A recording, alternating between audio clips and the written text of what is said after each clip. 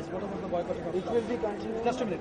It will be continuing because we are still, we'll be continuing our class boycott because we are still, we are very much determined with our demand of our VC's resignation. Until and unless the VC resign, he has to take full charge of that incident which happened on 17th.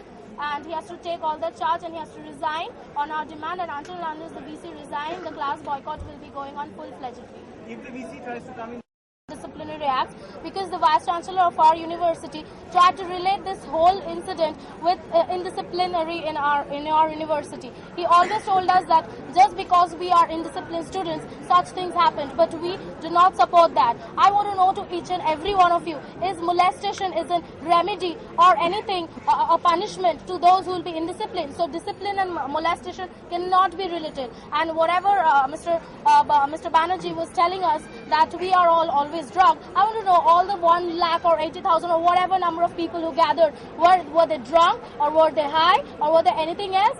Is there any evidential and substantial proof regarding that? So he should condemn such stupidity and such stupid comments, and we do not support that. This movement is voluntarily, and each and every one from the city, not just students, and there are many intellectuals who have supported our movement. It is not just that one has to be a part of an educational institute, but people are condemning this act of state terror on us. People are condemning this act of molestation.